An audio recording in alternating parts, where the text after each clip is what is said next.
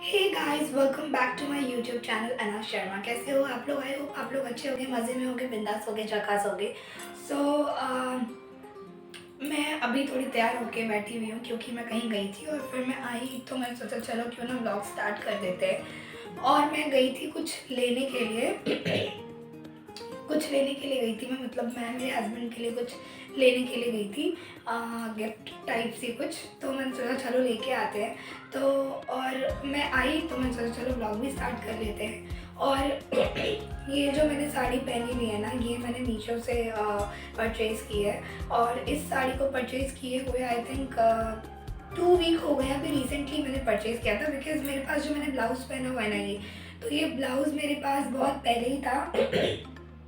मैंने ये ब्लाउज़ शादी से पहले लिया था, अप्रैल में मेरी शादी थी, हाँ उसी टाइम पे। क्योंकि मुझे ना हल्दी पे मैंने सोचा था कि ये ब्लाउज़ के साथ जो मुझे लहंगा लेना है, जो लहंगा मैंने ऑर्डर किया था ऑनलाइन हल्दी के लिए, एंड ये ब्लाउज़ भी मैंने ऑनलाइन ऑर्डर किया था, दोनों मैंने एक साथ ऑर्डर किए थे। बट ये हुआ था कि ब्लाउज़ तो मेरे पास आ गया था मेरी हल्दी से एक दिन पहले, यस हाँ, एक दिन पहले आ गया था। बट जो लहंगा था सॉरी यार, बहुत ज़्यादा अजीब सा हो रहा है। तो जो लहंगा था ना मेरा तो जो मेरा लहंगा था ना वो नहीं आ पाया था, वो लेट हो गया था। और वो लहंगा आना था मेरे हल्दी के 2 दिन बाद, उसकी डिलीवरी डेट दिखा रहे थे। तो फिर मैंने वो लहंगा कैंसिल कर दिया था। और जो मैंने हल्दी पे लहंगा पहना था वो मुझे मेरे हस्बैंड ने भेजा था फिर, क्योंकि इन्होंने मुझसे पूछा कि हल्दी पे क्या पहनने वाली हो। तो मैंने इन्हें बताया, मैंने कहा जो मैंने ऑर्डर किया था वो तो आया ही नहीं। और मैंने जो आउटफिट चूज़ किया था वो येलो ब्लाउज़ के साथ में ऐसे ही मिरर वर्क में ही लहंगा था वो, जो कि बहुत अच्छा लगता। और नेट का दुपट्टा। तो मैंने सोचा था कि मैं वो पहनूंगी, बट ये होता है जो मैं सोचती हूँ ना वो होता नहीं है। बट थैंक गॉड हल्दी वाले दिन मेरे पास जो है वो लहंगा आ गया था और मेरे हस्बैंड ने भिजवा दिए थे। उनने बहुत प्यारा लहंगा भिजवाया था, मुझे बहुत पसंद आया। तो फिर मुझे उस लहंगे के हिसाब से फिर मुझे ब्लाउज़ चेंज करनी पड़ी, और ये ब्लाउज़ ऐसे ही रखी रह गई थी। और मेरे पास कोई येलो ऐसी साड़ी नहीं थी जो मैं इस मिरर वर्क ब्लाउज़ पे चला सकूँ। क्योंकि मेरा ये है, जैसे अगर मान लो येलो ब्लाउज़ है मेरे पास, तो फिर ना मेरा ये था कि मैं किसी भी येलो साड़ी में नहीं चला सकती। थोड़ी इससे साड़ी भी ऐसी हो जो इस ब्लाउज़ के साथ जाए अच्छे से, जब मैं कैरी करूँ तो ऐसा कुछ था। और फिर हल्दी के लिए फिर मैं एक और ब्लाउज़ लेके आई। जब उधर से लहंगा आ गया तो मैंने सोचा लहंगा तो आ गया, अब इस लहंगे के हिसाब से मुझे ब्लाउज़ लेके आना है। फिर रेडीमेड ब्लाउज़ वहीं किसी शॉप से लेके आई थी मैं। और लहंगा वो बनारसी सिल्क में था वो लहंगा, जो उस टाइम चल रहे थे, काफ़ी चल रहे थे। बनारसी सिल्क ट्रेंड में वापस से आया था लहंगे का, तो इसलिए तो फिर वो आराम से चला गया था। तो ये तो थी मेरी इस ब्लाउज़ की बात। तो तब से ये ब्लाउज़ रखा हुआ था, मैंने कभी यूज़ नहीं किया था। फिर मैंने सोचा चलो मैं मीशो पे कुछ देखती हूँ साड़ी, और उसमें से कुछ एक ले लेती हूँ जो इस ब्लाउज़ के साथ चला जाए। तो फिर मैंने ये साड़ी ली है। और ये जो साड़ी है वैसे बहुत सस्ती साड़ी है, हाँ 350 रुपये की है ये साड़ी। बट मुझे बहुत अच्छी लगी और ये बहुत अच्छे से इस ब्लाउज़ के साथ जा रही है। और मेरे ससुराल से आज फिर फ़ोन आया था कि मैं कब जा रही हूँ वापस। और क्या करूँ, मेरा ससुराल जाने का मन नहीं करता। ऐसा लगता है बस यहीं रहो, मम्मी के पास ही रहो। और देखो, जब भी ससुराल जाने की बात होती है ना, तो फिर ना मेरा मूड बहुत मेरा मन ना बहुत अजीब सा हो जाता है।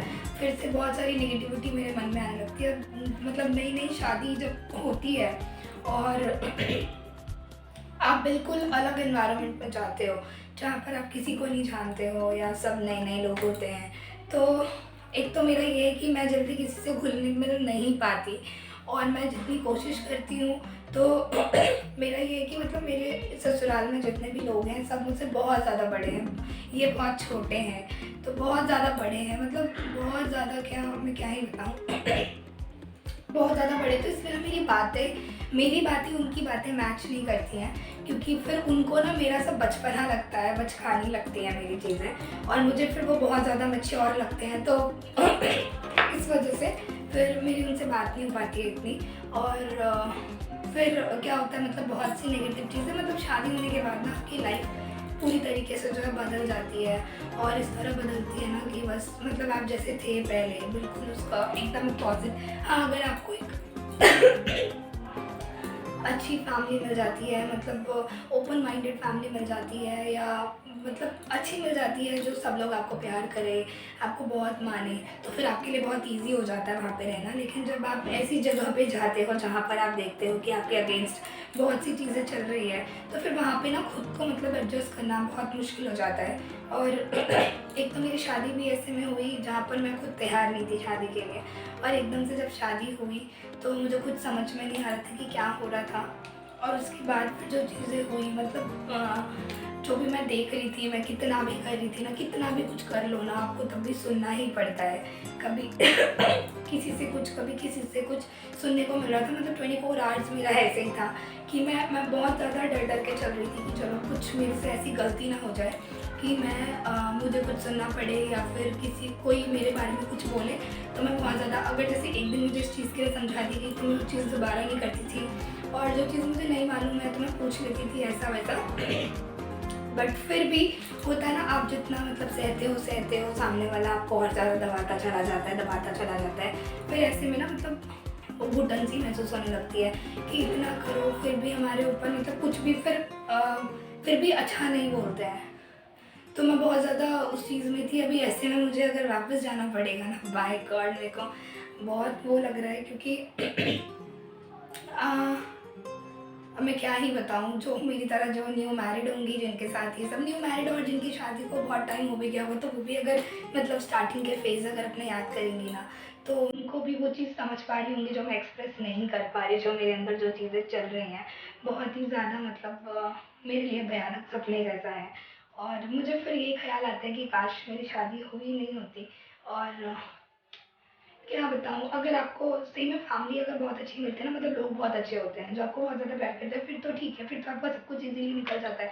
लेकिन ऐसी जगह पे जहाँ पे आपको आपके हस्बैंड के अलावा कोई भी उस तरीके से नहीं करता है, सबको बस अपने काम निकलवाने होते हैं, और सिर्फ आपको काम के लिए ही मतलब समझा जाता है कि ठीक है, अगर आपने काम कर दिया तो फिर आप अच्छे हो, अगर आपसे एक छोटी सी भी गलती होगी तो फिर आप बहुत बुरे हो, फिर आप सुनते रहो। फिर क्या होता है ना, सबसे ज़्यादा क्या होता है ना, जब पेरेंट्स के बारे में सुननी पड़ती है कि हाँ, माँ ने कुछ सिखाया नहीं, बाप ने कुछ सिखाया नहीं, तो ये सारी चीज़ें जब सुनने को मिलती है ना, तो फिर बहुत मुझे वो लगता है। तो बट मेरा ये है कि मैंने कभी जवाब नहीं दिया आज तक बहुत सी चीज़ें जो भी उन्होंने बोला। बट देखते हैं आगे क्या होता है, किस तरह से आगे की जर्नी जाती है। और बस अ, कितनी अजीब बात होती है ना, मतलब हम एकदम से जहाँ हम बचपन से रहे होते हैं, फिर हमें वो सारी चीज़ें छोड़ के फिर हम कहीं और जाते हैं।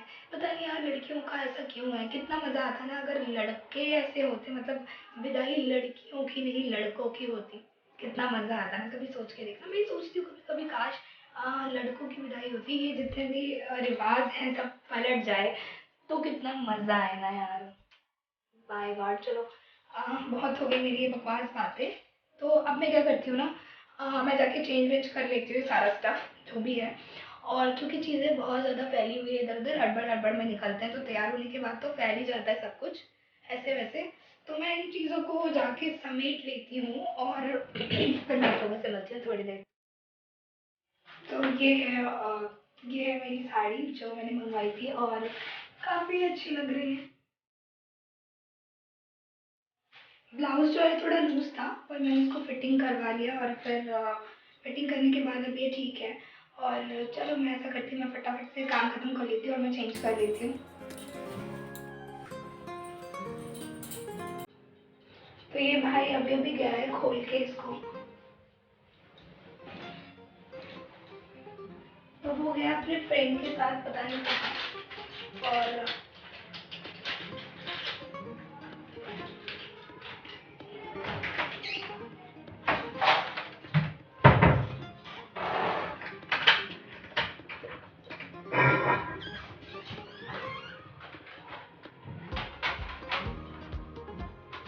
ये मेरा टूट गया था।